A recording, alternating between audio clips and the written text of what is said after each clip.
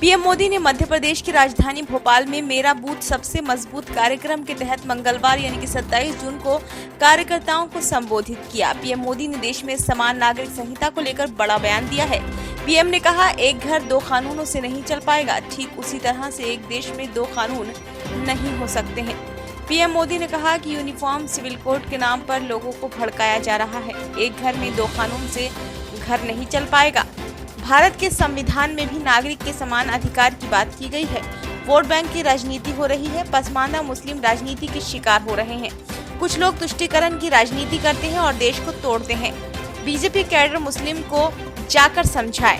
भोपाल में पीएम मोदी ने समान नागरिक संहिता यानी कि यूसीसी को लेकर पार्टी के निचले स्तर के कार्यकर्ताओं को स्पष्ट मैसेज दिया है। प्रधानमंत्री का ये बयान तब आया जब बीते दिनों ही लॉ कमीशन ने एक विज्ञप्ति जारी कर देश के नागरिकों से समान नागरिक संहिता पर उनसे लिखित सुझाव मांगे थे। समान नागरिक संहिता देश के सभी नागरिकों के लिए समान कानूनों की बात करती है, यानी विवाह, तलाक, बच्चा गोद लेना और संपत्ति के बंटवारे जैसे विषयों में सभी नागरिकों के लिए एक जैसे नियम। देश में इस समय अलग अलग धर्मों को लेकर अलग अलग कानून हैं। इसलिए देश में बीजेपी बीते काफी सालों से यूसीसी लाने का प्रयास कर रही है। ये उसके कई चुनावी वादों में से एक बड़ा चुनावी वादा भी है।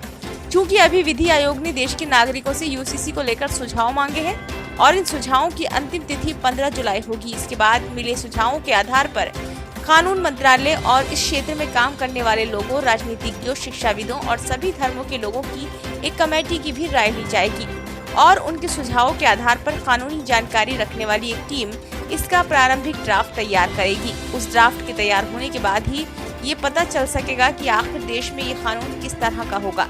हालांकि अभी तक की मिली जानकारी के अनुसार यूसीसी इन मुद्दों को टारगेट करेगी: मैरिज, डिवोर्स, उत्तराधिकार, अडॉप्शन, गार्जियनशिप और जमीन और संपत्ति का बंटवारा।